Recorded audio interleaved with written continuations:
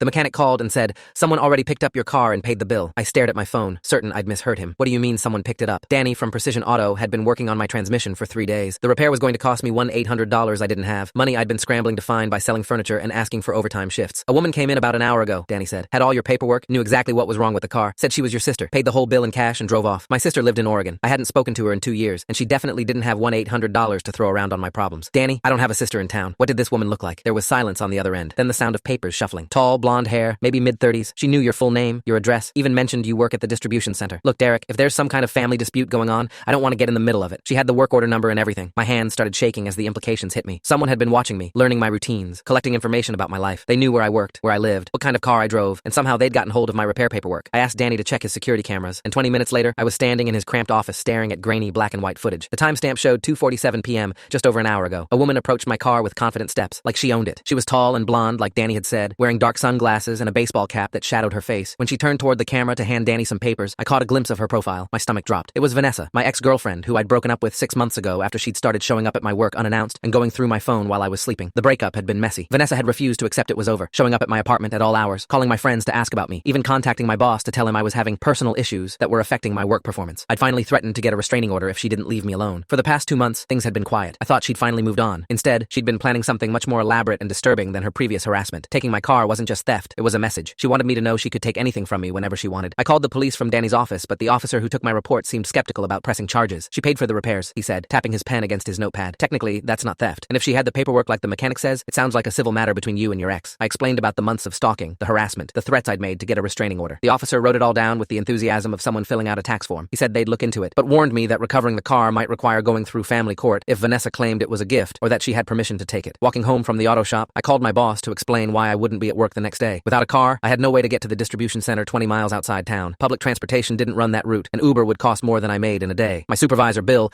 was understanding but firm. "Derek, you've already used your sick days this year, and we're slammed with the holiday rush. If you can't find a way to get here tomorrow, I'll have to write you up." A write-up would put me on probation, and 3 write-ups meant termination. Vanessa wasn't just playing games with my car. She was systematically dismantling my life. That evening, I sat in my empty apartment trying to figure out my next move. My savings account had $347 in it, barely enough for rent, let alone a rental car or legal fees. I couldn't borrow money from family because my parents were already supporting my unemployed brother, and most of my friends were barely making ends meet themselves. As I was scrolling through legal aid websites, my doorbell rang. Through the peephole, I saw a young woman in business clothes holding a manila envelope. Full story on my channel and linked below.